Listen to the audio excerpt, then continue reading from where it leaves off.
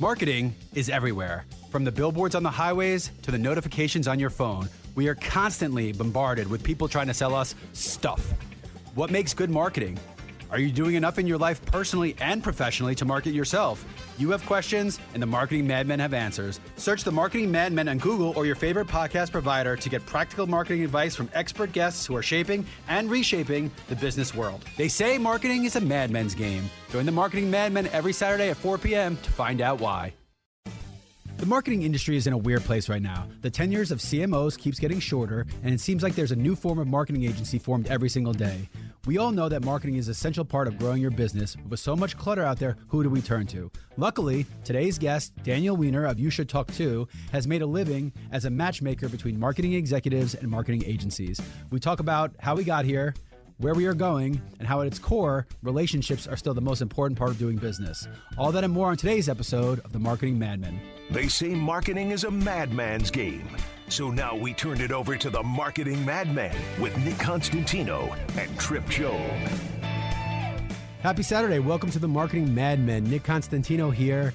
Spring is in the air. I think people kind of, their heads are popping out of the sand like, well, what's going on here? Oh my God, it's nice outside. Sports are starting. We got to get moving. So it's a great time to have just one of our broad conversations of marketing, all the fun that goes along with it, and all the things people do wrong, because boy, there are a lot of them. And to help in that conversation, I got my boy here, Daniel Weiner, who is the owner of You Should Talk To, as well as a host of the podcast by the same name. Daniel, how you doing, bud? I'm wonderful. Thanks for having me. Good. What a colorful intro. Hey, and it's going to get more colorful right now. So Good. Let me tell you guys why Daniel's role and his career and his job and his company exist, and then it'll help frame this. So Daniel has created a living for himself as being a liaison of introducing brands to agencies. And the fact that Daniel's job exists shows you just how broken marketing is and what a smart man he was to capitalize on. So before we formally introduce you, Daniel, I'm going to say it flows into why I hate. Okay, wait. Hate is a strong word. Why I dislike the advertising agency model and what I've seen happen in the industry over the past couple of years.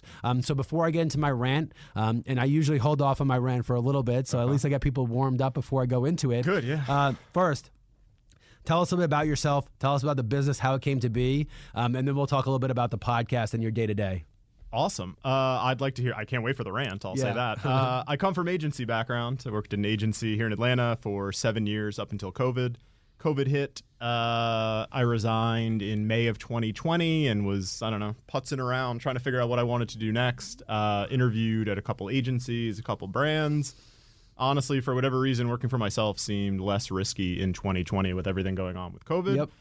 September 8th of 2020, I don't know why I remember the day, formalized the name and launched and was off to the races. I had been dipping my toes in over that summer a little bit before I formalized it. People were still calling me for stuff at my current agent or my old agency. And I was kind of doing like handshake deals with agencies that I knew, liked, and trusted. And those were some of the first agencies that I actually formalized the process with, and off to the races ever since. Yeah, so I think I love the title. So the way we say it is, I know a guy.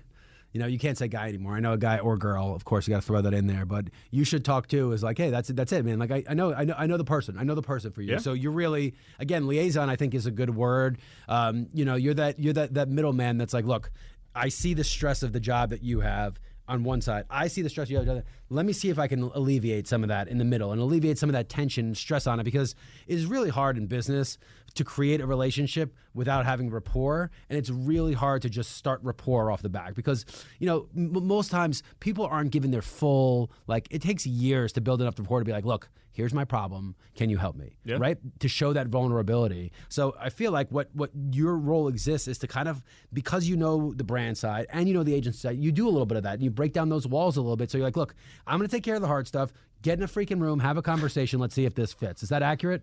Yeah, absolutely. I think the thing that, liaison is one interpretation of it. I think the value that I provide, at least to the brand side, is, I take a painstaking amount of effort and time with the brands to understand what they're looking for. I think the common misconception that people have is Danny just makes intros all day, haphazardly and randomly.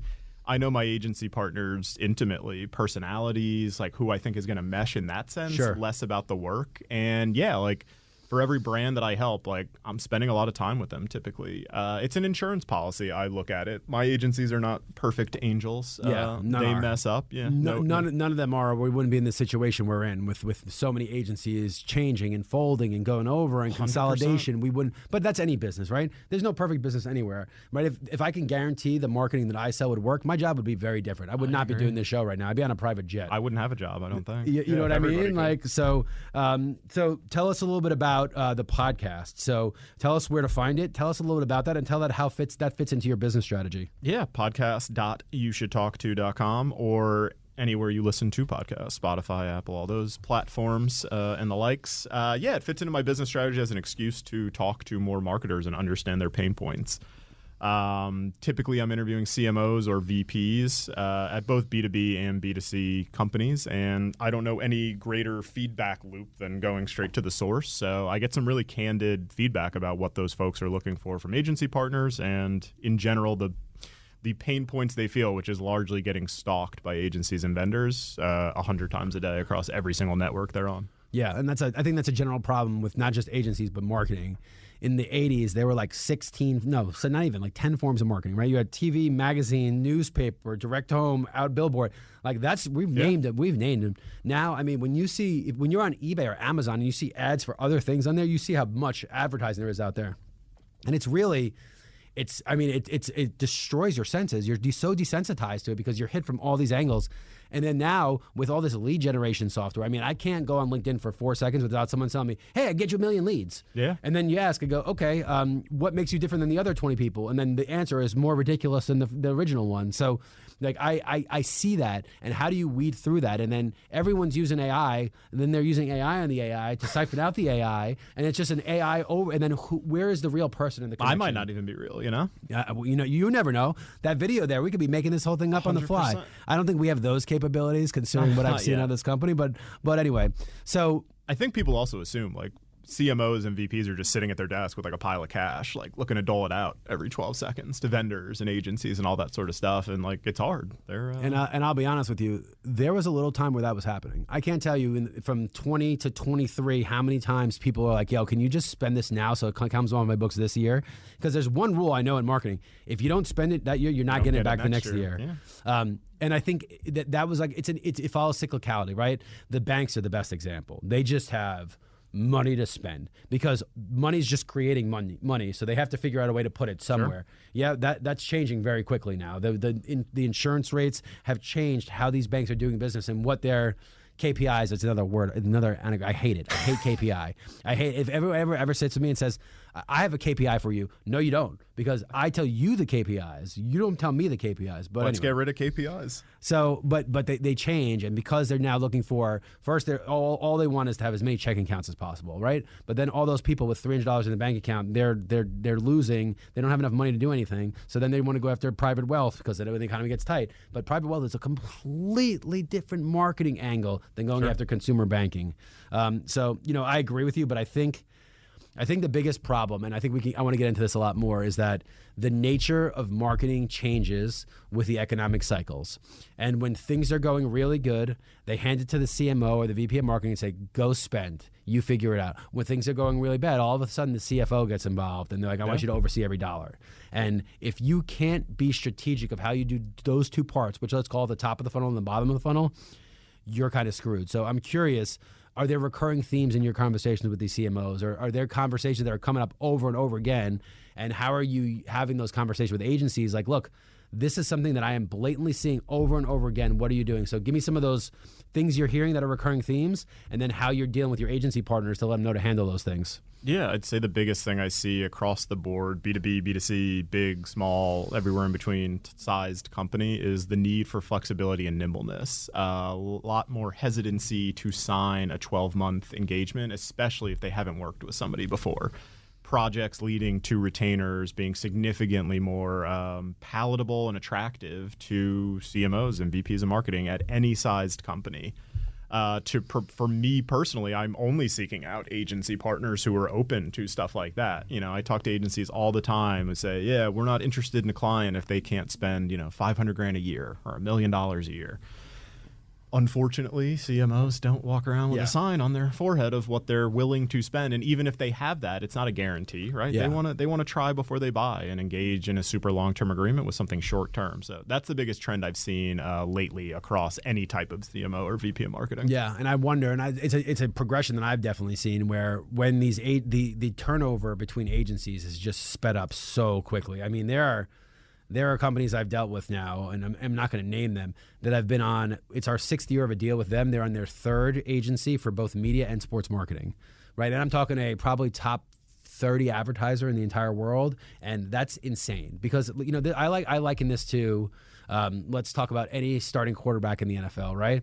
If you have 3 different offensive coordinators in your first 4 years, you ain't going to be good.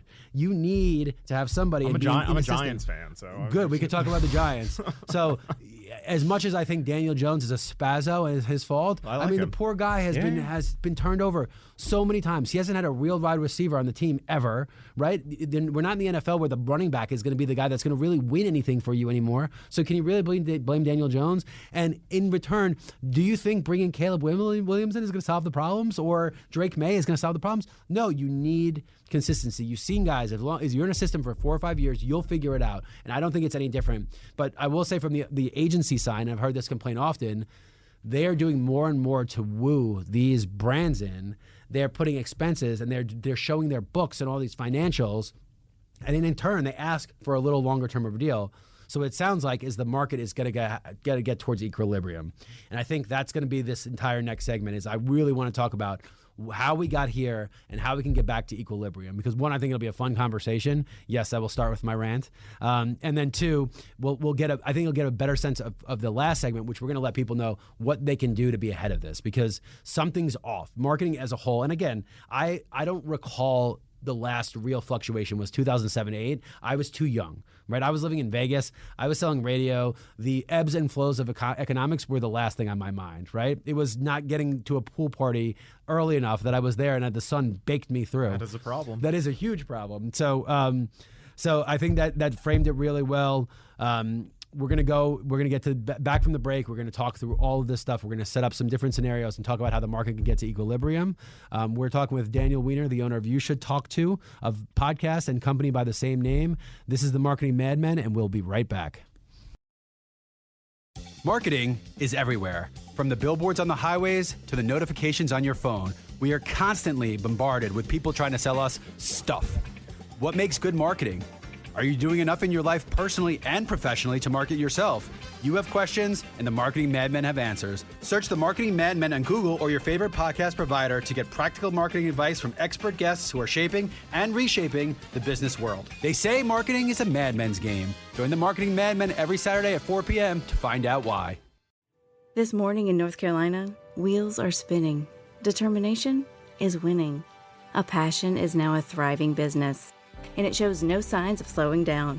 How? The power of a conversation, like the one Clint Spiegel had with First Horizon Bank about starting a bike wheel manufacturing facility in Asheville. Now it's not just talk, it's rubber meets road. First Horizon Bank. Let's find a way. Go to firsthorizon.com/Clint. First Horizon Bank, member FDIC. Now back to the Marketing Madmen on Extra 106.3 FM. Welcome back to the Marketing Madmen. Nick Constantino here with Daniel Weiner, the owner of You Should Talk To. And Dan, my man, I'm going to start with a rant. Okay, so here's the freaking problem. Can I stay seated? Here's the freaking problem, okay? The biggest problem you have with the agency model of what has come out of the past several years is that the agency is built to care about their own initiatives before the clients. So let me give you an example. If you are a big enough client, you have a media agency, a creative agency, a planning agency, a strategic agency, an analytics agency, a social media agency, okay? That's a lot of agencies.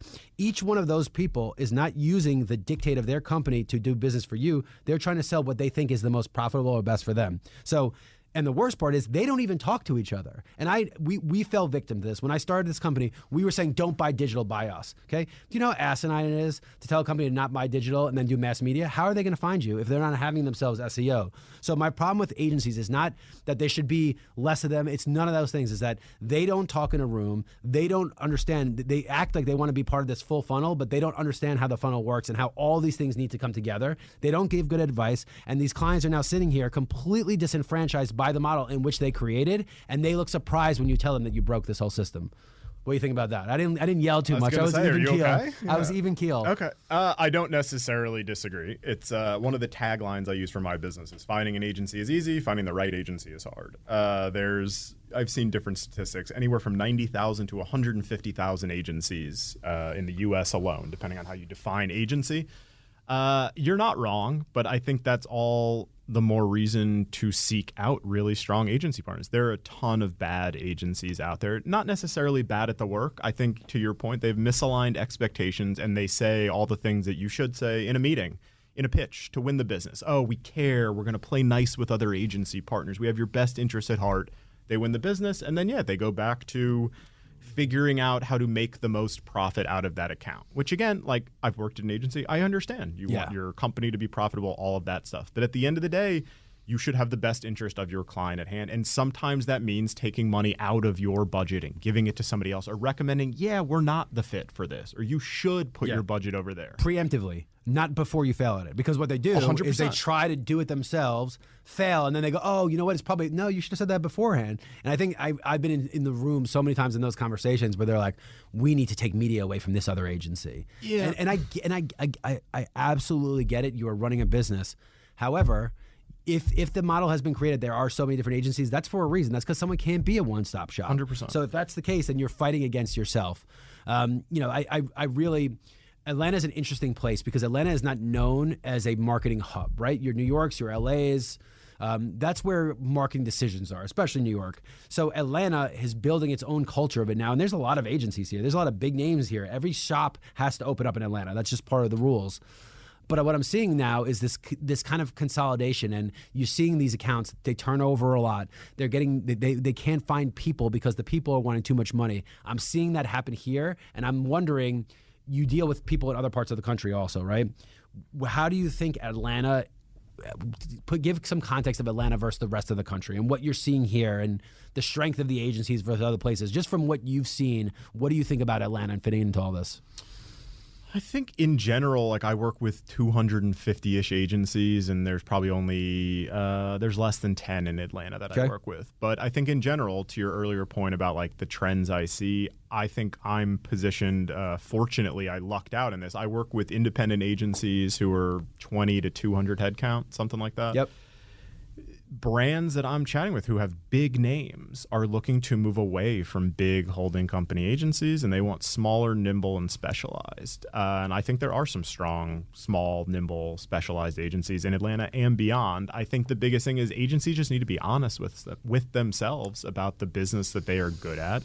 And that's why, like, I'm encouraged when I hear a brand who has a huge name saying, we want one agency who is really good at this, and we don't care what size they are and stuff like that. So I don't know that I find Atlanta incredibly connected in terms of it feeling like a small town where I don't feel like that in New York. I throw dinners for CMOs as well and can consistently get 25 or 30 people, and it's warm. Everybody has some sort of connection to each other on the brand side, at least. Yeah.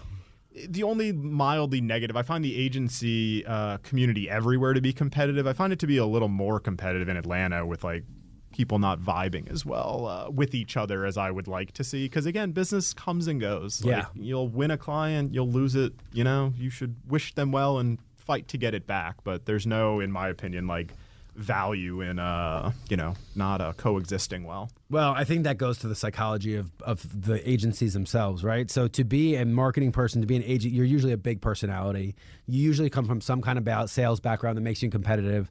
And I think that's part of the problem, right? Is that they're not looking at this like a business person that's being neutral. They're looking at it like a marketer who is trying to go and attract, and it's like you're trying to catch the fish and you're trying to chum out, and everyone's fishing the same waters. It's so short-term thinking. Like when I hear the whole, again, like on my podcast, one of the things, we don't ever name agencies, but I ask everybody, what's a negative agency story you have? And there's so many consistencies across just like, again, like everybody expects something eventually to go wrong, right? And it's how you handle it. I think people forget, like, you can screenshot emails and texts and share them. And like the things I have seen, if you had told me before I saw them, I'm like, you're lying. There is no way they said that. Like, what is the value of burning that bridge? CMOs love talking to each other. They love talking shit about other brands and agencies and stuff like that. So it boggles my mind there is only one response to a negative situation. It's, we're really sorry this happened, and we're going to do everything in our power to make it right. And if not, we'll help you move along. And again, that has to be said immediately. You cannot 100%. wait till afterwards, then pick up. Then you should be telling them you messed up. Yeah. And I think one of the other big problems is that because there's so much more pressure on marketing in this kind of economic climate, agencies are scapegoated. And that means that that marketing person wants to hire that agency because if something goes wrong, they can blame the agency. 100%. That's bad business anytime you do it. Well, that's the running joke. When things are good, it's like, oh, it's like economic factors. And then when things are bad, they're like, what's marketing doing? Like, what's the agency? What's the CMO doing? Why are we paying them? Yeah. And I think another way to alleviate that, and this is something from my point of view, because we're marketers, but we're selling marketing. So if you're an agency or you are marketers, get to know the sales staff, get to know the needs of the sellers, because ultimately all marketing is trying to do is create some kind of inbound leads for whatever sales system, right? If it's e-commerce, the website is the sales system. You don't have salespeople necessarily, but if you are a company that's B2B especially, and you have salespeople and the agency or the marketing department doesn't go ask the salespeople what's wrong, that is a broken model to begin with. Sometimes it's just redoing the collateral. I mean, imagine your value to a company if all of a sudden on the first day you're like, you know what, you have crappy collateral. Come and redo the collateral and then you get 3 or 4 sales, you'll be beloved. And if your sales team is on your side, so I mean, there's a ton of tips and tricks. One of the things I found, so we deal with a lot of agencies, and we have a very bad reputation in this market of dealing with agencies. Because this is how I treat this. Like, because agencies are very territorial, and their rule is you don't talk to the client, you talk to me. And I go, oh, that's cool if I'm doing business with you. If not, who the F do you think you are? My job is to go around you and circumvent you every time. So you want to stop that from happening? Give me money. Otherwise, you're done for. And here's the problem. Gotcha. And this is not an ego thing, but I've done marketing now for 20 years. I've worked at Live Nation. I've been in sports. I've been in radio. I've been in TV, media, print, everything you can do. Okay. I probably have a better pedigree of what clients are looking for than most of these agencies do. So it's not saying I know better than you. It's I know my property better than you. I know this client's needs better than you. So what is the purpose you're serving here? And that pisses people off. The last time I was on a phone call with somebody, he took 25 minutes of time to hear me talk. And then all he had to say after was, you know, the owner of your company really pissed me off one time 10 years ago. And I was like, seriously, dude? I go, I have trying to help you secure and close a business client. And you're worried about what the owner of my company said 10 years ago, realistically. And now this is one of those examples of an agency that was at the top of the mountain and has fallen so far down that they're picking up scraps now. And you wonder why that's the case. Yeah, I think it comes down to, again, like, I don't necessarily disagree with you in that very specific scenario. I don't disagree with the territorial part. What I would have done drastically differently is because again, like agencies I don't work with kind of hate me, I think. Yeah. They're like, why does this guy exist? Why are we competing with this guy? And again, it would be smarter of them to try to form some sort of relationship, right? Whether we work together or not. For stuff like that, again, coming from an agency, I would have been territorial as well, but my answer would have been, let's grab a cup of coffee and talk before I just haphazardly throw, I'm very stingy with my network of people, right? Before I'm putting somebody on the phone with somebody, especially a CMO, I'm like, we need to talk and get to know each other. Sure. And people don't take the time to do that, so I think the tactical thing is this entire world is all relationships. Yeah. And people forget that. The work, my hot take on LinkedIn, which shouldn't be a hot take, is the work doesn't matter. And what I mean by that is, of course, the work matters, but you got to do the relationship stuff first. People do business. You can overcome bad work, right? You can redo it. You can get there. You can't overcome if you're just I don't like that guy. Yeah. I don't want to be in the same room with that person, Yeah. I think people underestimate the value of the relationship. And what I tell, because I was being a little, I was exaggerating a little bit. What I tell the agencies, I'm like, look, guys, I go, I have truest seats. I have Hawks front row seats. I will be at the Masters. It's the only reason I'm sitting there. I will be at the Masters, right? And why I'm saying that is that when I'm with these people, you think when I'm with the CMO or the CEO that I'm going to bring you up as the agency? No. So if you want to challenge, you be in those places and you're just going to say, because it doesn't work that way.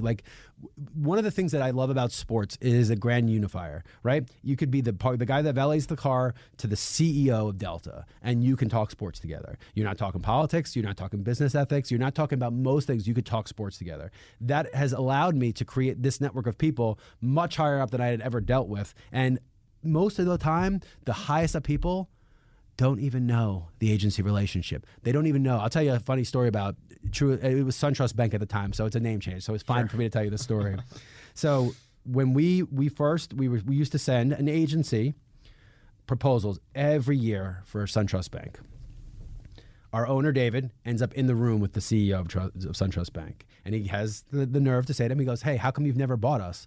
He goes, I don't even know what the hell you're talking about. I have nothing to do with any of that stuff. So he goes to his agency and says, why haven't you bought these guys? To the CMO at the agency, they go, oh, nobody listens to that station. He goes, I have listened to that station for 30 years and I can recite the theme songs. He goes, are you saying you wouldn't want my business at SunTrust Bank?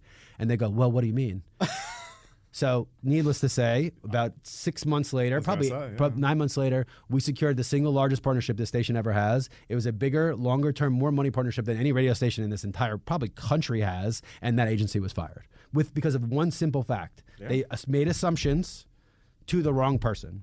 Right? So saying nobody listens when the CEO listened means you were thinking about this completely wrong and you have these preconceived notions. That place where there's been multiple agencies involved, multiple things, but our relationship has been consistent. And now to this point, we're probably the most consistent thing in their entire marketing department. That has nothing to do with dots, X's and O's. It has to do with relationships. It's also such a long-term thing too. Like whoever that CMO is or was at the time, like they'll have 5 more jobs. So even if it's not the right time then, like they'll have 5 more opportunities to sell something. Like it's being an advocate in the moment in the short term and not messing up a long-term relationship over a short-term gain of winning like one deal. And I feel the vast majority of agencies think short-term, whatever is in front of them in the moment. We have to win this, which I can appreciate to agree because it is a little bit of a land grab. When you say that there's 150,000 agencies out there, I'm like, that's insane, and it is a little bit of an acquisition thing of we need to just get people into our ecosystem, right? I agree. But people do that and then they try to sell them something they don't need. They're like, you're in. I'm like, just relax for a little bit. Like, take them to dinner, grab a coffee, like, root for them and genuinely root for them. Like, there will be something down the road. Agencies just cannot help themselves. Yeah, and the best part of that is that, like you said, there's so much turnover in the industry that the bridge you burn might burn you multiple times. 100%. So if you are not, and I think one of the things I've come to learn, like, let's say radio specifically. Now, radio is a diminished industry, right? Across the board, it's being bought out and people are going bankrupt. But I will always support other radio stations. I will say, hey, I'm thinking about this station. What do you think? I think, well, the rising tide lifts all ship. I want radio to succeed. I go, you should at least go have a conversation with them. Here are some things I would ask or look out for because I know how on a corporate level they're doing business and this is what I would look out for. But I would never badmouth somebody going to radio. Now, we get bad mouth. I mean, there is a target. Every day of my life, there's a target on my back. Never to my face, because when I see these people in public, it's always a hug and you guys are doing great. But it is a target. And let me tell you how important that difference is. When you're telling somebody, hey, I would at least go talk with them. Radio is a good mechanism. You should use it versus, oh my God, don't. Those guys are going to rip you off. They're going to do this. Let me tell you which one is a longer lasting impression. It's actually the one of you being a prick is the longer lasting impression. 100%. People will remember that longer than you just saying, I'm not saying spend money with them. I'm not saying take it from me. I'm saying I would absolutely not hold it against you to go talk to those guys. I get asked about specific agencies sometimes. Hey, you know anything about these people? And there's a list of agencies I've either worked with and disengaged with but I just haven't heard the best that I'm, don't have a relationship with. And I give a similar answer of like, I haven't heard the best or like, I don't have a great relationship. Form your own opinion. Maybe you love them. Like, and usually the answer is like, they got to be doing something, right? Because they have clients and like some people like them. That's the thing. Like you disliking or having a negative experience with an agency could still be the best agency for somebody else. And my unpopular opinion, which is hard to say to CMOs often is, if you've had a ton of negative experiences with agencies over your career, which a lot of people have, it might be you. You just might be not the best at evaluating agencies. It's hard. Yeah. Like it is really hard to evaluate a bunch of agencies and hire them. I give them grace for it, but there's every week I get sent a lazy ass LinkedIn post of somebody saying, it always starts the same, all agencies suck.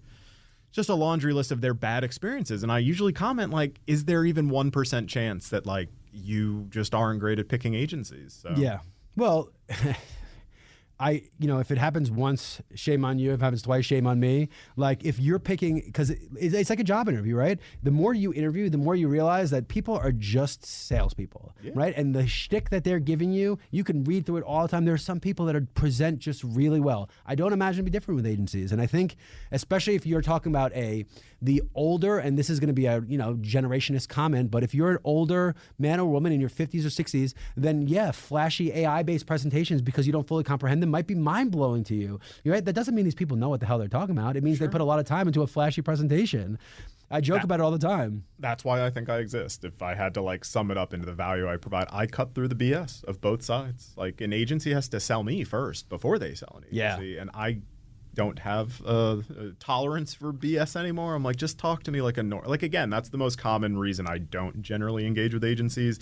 Second we get on the phone, they start like selling me and telling me about their low. I'm like, can we just have a normal conversation for 10 minutes? Yeah. Well, I'll tell you, in the past 2 years, one of the things that I've felt, and it's going to sound, this is probably not a conversation you probably ever had with an agency. One of our biggest for this company, and again, we're not an agency, but we are doing similar business. I'm building strategic advertising plans across multiple channels, and I'm trying to help a client perform an initiative, right? When people say it's all about driving sales, they don't understand how marketing works, because there are plenty of projects that have nothing to do with sales. Community, PR, they want to raise prices, so they have to raise their value proposition. There's a million reasons to market. It's not just to drive sales. But our moral compass is so high that that's a good thing and a bad thing. It's a good thing because there's trust and we have long-term clients and they will come back and they love us. And even if they leave, like, hey, it was nothing you did, the timing was off. It's a bad thing because my competitors will go out and whore themselves out and give everything for free and make lies just to get them aboard and not care what the end looks like. My salespeople are full salespeople. They collect money, they write commercials, they do everything, every part of your business. If in 4 years they don't know everything about you to the point of obnoxiousness, they haven't done their job right. That is what's wrong. And most agencies don't have that kind of connections because once a salesperson sells it, it's handed off. And then the boss comes in, and then the brand director comes in, and it's so many people that you don't have time to build those relationships. And the salespeople are just there to get you aboard, they get their check, and then they move on. That's why I think real, true, great agencies do not have sales teams. Like if you have an actual sales team, I'm not saying that you can't do good work and stuff like that. To your point, there's not a need to just constantly be selling something. You know, and if you're a sales team at an agency and that's your only job is to sell and then like pass off to an execution team, it feels weird to me. You know, like my uncle comes from a big agency background. You know, that was the day of the Rainmaker. Like they didn't have sales teams. It was the guy, you know, you had like the Ogilvies of the world. Like he was the guy. He figured out relationships and got people into big brands, and that was it. It feels weird to me. And again, people name it differently, like account executive Everyone's or something selling like dude. that. I agree with you. Everyone's selling something. You're networking, you're meeting people to do it, but you're saying sales teams that show up with their presentation in their hand and give you the shtick. And if I'm calling you and saying, have you thought about building your website today? Like that to me feels, I don't know, weirder than just forming relationships and doing it. I think that's the right way. They can both arrive at the same point, but I personally seek out agencies that like don't have large sales teams. You know, when I hear that, to me, that's a pink flag, not a red flag necessarily, like somewhere in the middle. Well, look, let's present the other side of this, because one of the things that I think has changed so much, dude, if you're talking the 60s and 70s, all an agency took was manpower. Right? Because it's the design, it's the creative, it's the madmen, the boards, and you're doing all this stuff. And then that one campaign will sell itself. Now, because of digital marketing, because of Google, Facebook, everybody's got their hands out. Everyone's got to cut. There's so much money it is so expensive to run a good agency. One, your margins are tighter than they've ever been. Two, it's harder to find people. Three, because of, and I got to position how I say this, because of the COVID work from home, employees taking charge movement, most agencies I go into, they're burning candles and doing yoga, not doing actual work because of that lifestyle. That's just part of this. And I'm not criticizing it. I get it. You need to have a clear mind, but it is really expensive to run an agency now. It's hard. Is really expensive, and the margins that these clients are willing to pay and the timeframes are shrinking. So you have to put your best foot forward all the time. And I think if you have a tendency of coming from being in business for 30 years, you're still relying on old ways of doing business, which are flash, pop, let me do this, let me tell you who I've been with, call this guy, let me take you to this event, let me do this, as opposed to the, hey, let me show you how we're dynamic, how we switch on the fly, and how we move. So how do agencies modernize? Are you seeing that are people realizing that this is a trend? And are you seeing modernization right now? Are you seeing new agencies come up? What are you seeing in the industry now that gives you hope for the future?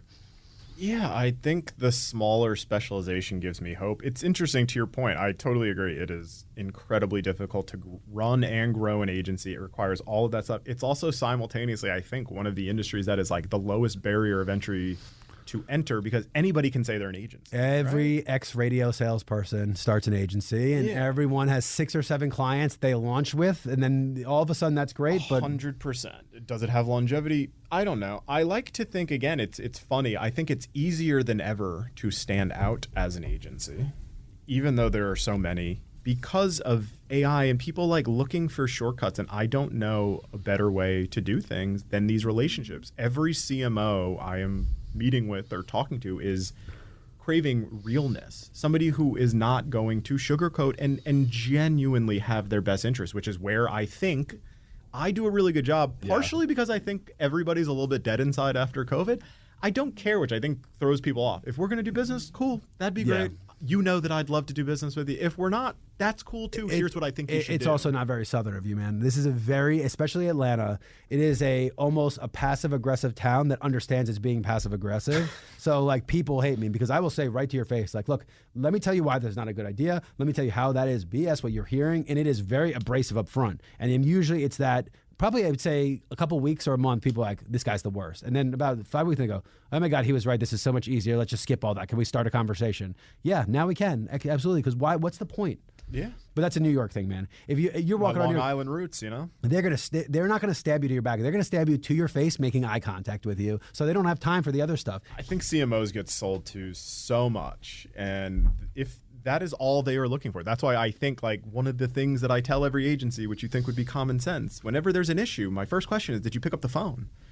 So many, no, we didn't pick up the phone. You think we should pick up the phone? I'm like, yeah, you should have picked up the phone. You should have picked up the phone last week.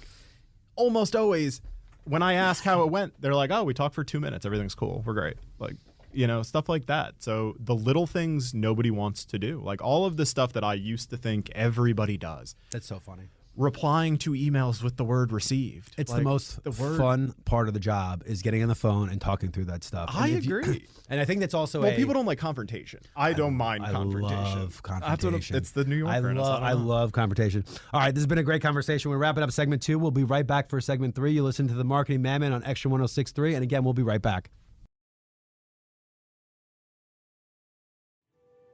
This morning in the Atlanta airport, no one's missing a meal on Mac Wilburn's watch. With 11 restaurants to serve passengers, he's got dining for every destination. And it all started when Mac talked with First Horizon Bank about opening a franchise in the airport. Now it's open for business and cleared for takeoff. First Horizon Bank. Let's find a way. Go to firsthorizon.com/Mac. First Horizon Bank, member FDIC. Marketing is everywhere. From the billboards on the highways to the notifications on your phone, we are constantly bombarded with people trying to sell us stuff. What makes good marketing? Are you doing enough in your life personally and professionally to market yourself? You have questions, and the Marketing Madmen have answers. Search the Marketing Madmen on Google or your favorite podcast provider to get practical marketing advice from expert guests who are shaping and reshaping the business world. They say marketing is a madman's game. Join the Marketing Madmen every Saturday at 4 p.m. to find out why. Now back to the Marketing Madmen on Extra 106.3 FM. Welcome back to the Marketing Madmen. Nick Constantino here with Daniel Weiner. We're going to finish this conversation. I'm going to throw up a couple of things that piss me off, and I'm curious your thought on them. How does that sound? I can't wait. All right. So, fractional CMO. Has there ever been a dumber statement? And here's the worst part. You meet these people, they're doing 8 jobs. They don't even remember which fractional CMO, which fraction they're part of right now. These guys bring them in. These guys want $500,000 a year. It's like, oh, let me pay him $50,000. He'll do 1/10 of the work. Let me tell you how that works out. Either that guy is doing 90% of the work and you're paying him 10% of the salary, or that guy's doing nothing and forgets where he is half the time. Your experience with it. Have you interacted with it? That was a more enthusiastic rant than the first rant, I feel like. There you go. I have. I think the biggest issue, I won't throw all of them under the bus. I think the biggest issue is nobody defines what it is. The words like fractional CMO or freelancer or strategist and all of these things have become like muddied, and they mean so many different things. I think there are very, very few true fractional CMOs. And I've met some of them, and I think they do an incredible job of having boundaries, and they have 1 or 2 clients that they do. And they're industry specific, right? So usually, if you're in the industry that has either come up out of nowhere, or there's not a lot of them, then it makes sense, right? I met one in the daily fantasy space, and like how many of there are out there that could even be doing this? So you probably worked at a big one, you burnt out, so now you want to take half of the work working in a smaller one. Like in those roles, it makes sense. But I've also met the other side where it's like, oh man, we don't know what to do. Let's hire a fractional CMO. like, so are you hiring an agency and just calling them a fractional CMO? Like, you're right, it's completely muddied. Yeah, I think I learned this from the few fractional CMOs I interact with, who I think are real fractional CMOs, is that they want to work with a client for a year or less, and their goal is to get themselves out. Like, after that, they want shares or something, for a long-term play. But if one of them told me, like, if I'm still there in a year, I've done something wrong. They should be hiring a full-time person after me. And that's my job to help them. But, here's the problem with that. And I agree with you, and I always see it happen. But that means somebody else has to still be in charge of laying out the strategy, because a CMO can't come in a year, figure out a plan, and then implement it. It's not enough time. So there has to be somebody at the top that's saying, hey, this is what I need you to accomplish. Go accomplish it. And even if it's accomplished, who is then taking on the role of doing this? It doesn't seem like it's a very well vetted out process. Sometimes a lot of these things don't go great. But to your point, yeah, like that's why, again, if anybody wants me to make intros from a brand, I have to talk to them. They're like, hey, we're busy. Can we do it over email? No. I used to be like, yeah, we can try to figure this out. Now I'm like, no thanks. Like, if you can't find 30 minutes to explain this, because those words matter. Like, semantics matter so much. I get asked all the time, like, to your point, we want a fractional CMO or a freelancer.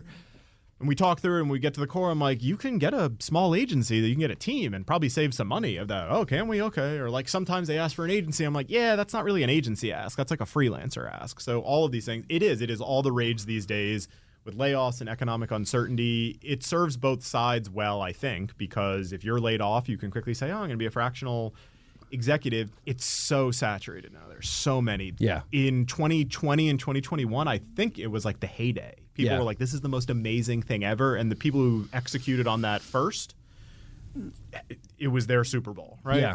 Everybody else was like, oh, this looks cool. And they're finding it incredibly difficult, because winning business is incredibly difficult. I've also, from my understanding, those 1099 people loved it until they realized that they had to pay taxes. 100%. It's a lot nicer when you're getting brands like getting them off the books. Yeah, it's amazing. All right, I'm gonna throw another one out there. I'm curious what you think. Okay, so because of the show, I've now interacted with countless agencies. Okay, and I've met the top, I've met the brand people, everyone else. I am always expecting to be wowed. Some of the least impressive human beings that I've ever interacted with. I swear to God, I want something. And now, there's two thoughts here. One, they keep everything close to the vest because they don't want to let their industry secrets out. Two, it's how watered down the industry is, that they just are not thinkers. They're not doers. They're just theorists. And it's this. So I've dozens and dozens and dozens. And every time I think I'm going to be wowed, I am just left completely hung and dry. Like, oh my God, this was the worst conversation I've ever had. What has your experience been with the brands and when you're interacting with them? What are they doing to sell you? Is anyone, when you meet with, like, wow, this guy really gets it? What has your experience been like? On the agency side, you're saying? Yeah, I think it's really difficult. First, I lower my expectations. Okay, so we're on the same page at least. I think of it like this. The things that wow me, again, have less to do with the work. I think most agencies in 2024 are the same and doing the same stuff. And people who say we have proprietary stuff, most of the time, no. I think the stuff that wows me is the people who, like, again, it's so easy to do this, but nobody does it, like actually caring. When I get off the phone with a brand after they've talked to 3 or 4 agency partners of mine, the best feedback I can receive is we really liked them. They didn't like hard sell us stuff. They genuinely seem to understand our business and care about it and stuff like that. But no, I don't genuinely talk to an agency and wow, they're doing something insane. And I have a handful of them that I do, and I couldn't explain it because it's over my head, is stuff that people are doing with data and first party data as it pertains to media and like loyalty stuff. Yeah. And when I talk to everybody, but you have to have access to said data, because those 100%. Data sets are worthless. So one of the things people don't understand about AI is only worth the inputs that are being put in. AI is a processing unit to which it makes outputs. If you don't have inputs, so I'll tell you one of my other biggest frustrations, digital marketing is a great example, okay? So digital marketers go in, I won't name the client, and they pretty much say, oh my God, look how good of a job we've done, okay? And then the client comes to me and goes, look at all stuff. I go, okay, do me a favor. Go back to that digital agency and say, hey, my family has invested $10 million in building a brand all this time. Do you think you succeeded, or do you think all of that money and equity you've built is why you're succeeding as a digital agency? And when he asked those questions, now he has fired 2 agencies, digital agencies, because of that. They want to take credit for something because digital is good at capturing the last click attribution on the bottom of the funnel, right? But good brands have built their reputation over years. And it's usually not just them. It's their parents and legacy. And digital agencies were able to capitalize and show all their success, but the success came from the brand that they've built over time. So I think it's one of the problems that you have now is that all these people, and you talk about attribution and first-party data, that is all as good as what's gone in previously. You can't just take that and go from 0 to 60. If you did, it would take years. There's no tech that is going to take a fledgling fast food company and make them a data-centric company in a year. It's going to take years and strategy and turnover. And I agree with you that technology is there. I also think one of the problems with digital is that because, like you said, everybody's got the same tech, it becomes commoditized. And then if it's commoditized, it's all about price. And if you're talking about price versus value, you're doomed from the beginning. But I think, like you said, the value is the value of, oh my God, this person really cares. I mean, you buy a car. A car is a car. As well for those people. This person really cares. That's what keeps you coming back and makes you loyal and buy it. And most businesses restaurants don't survive on their first 2 months being open. They survive on loyal customers. It happens all the time. Yeah. So what advice would you give aspiring CMOs and aspiring radio salespeople like me that wonder one day, oh my God, radio's going to be gone. I got to start an agency. So what advice would you give to both parties, to either party? To CMOs or fledgling CMOs, I would say get out there and meet more people. I find the most common thing, again, we talked about earlier, was call it 100,000 for a round number of agencies out there, and generally people will talk to like 4 or 5, which, again, if you're working through somebody like me, I like to think that's a fine number because I've done a bunch of work on the front end. If you're just going out there and talking to agencies, you got to talk to a lot, and you should constantly be meeting people to hear what they're doing. Again, people move around, agencies change. Like, you need to keep your finger on the pulse of what's going on in the agency world. To folks like you, I don't know, the radio's going away, but it's pivoting, it's changing, everything evolves, nothing stays the same. We're killing it, by the way. I'm not leaving this radio because we've turned into something else. But that being said, guests like me, everybody listen. There you go. That's all you need. It would be to keep, again, like my stuff is boring. Yeah. It's keep doing what you're doing, and people will call you for whatever the next iteration of radio is. And if it's not in their best interest to do something today, don't sell them something today. Yeah. My advice would be twofold. One is think of whatever you offer as not a product but a lifestyle, because if you look at lifestyle transcends product. And if you can think of, and that's when you talk about Yeti coolers and you talk about these brands, Stanley, the mugs, they're not a product. It is the lifestyle that comes along with the product. So if you're a CMO and you could think of things as a lifestyle, you'll have a much longer career than if you're thinking of something as a product. And the other thing I'm going to say is don't just be around other freaking marketers. Don't be around other agencies, because that industry is so small and they love being around each other. And I can't say the word I was going to say after circle, but it's a big circle of those people being around each other. So leave that realm. Go be around sports teams and sponsorship and deal with radio and newspaper and billboard. Meet people, because you never know what you're going to pick up. And the more robust your knowledge is, I tell people, all you have to do in this world is know enough to be dangerous, because then you can let other people do the work and you know and vet it, and they're not going to try to pull one over on you. If you are oblivious to anything in the role of a CMO, anyone that you're done for. Even as an agency, don't say don't do that. Know enough about it to say this is how I would handle it. Be a resource. And if you're a resource, I think you'll be all good. Well, Daniel, it's been great, brother. I appreciate you being here. Tell them how to find you again. And anyone listening from an agency or brand, this is how you make your life easier. So hit Daniel up. YouShouldTalkTo.com. That's all you need. You've been listening to the Marketing Madmen on Extra 106.3, and we'll catch you next week. Marketing is everywhere. From the billboards on the highways to the notifications on your phone, we are constantly bombarded with people trying to sell us stuff. What makes good marketing? Are you doing enough in your life personally and professionally to market yourself? You have questions, and the Marketing Madmen have answers. Search the Marketing Madmen on Google or your favorite podcast provider to get practical marketing advice from expert guests who are shaping and reshaping the business world. They say marketing is a madman's game. Join the Marketing Madmen every Saturday at 4 p.m. to find out why. A lifetime of hard work, children laughing in the kitchen, family photos on a restaurant wall, a legacy that lives on. It all comes from the power of a conversation, like the one Tommy Hall had with First Horizon Bank about taking over his father's Charleston-based restaurant business. Now the table is set for a whole new generation. First Horizon Bank. Let's find a way. Go to firsthorizon.com/Tommy. First Horizon Bank, member FDIC. The fan is ready for Brave season. Are you? 3-1 smoked high in the air, deep center field, and heading for the horizon. A home run by Olsen. We're streaming every game of the Braves 2024 season free on the 680 The Fan app. So make sure you download it now and don't miss a pitch of the Braves this season.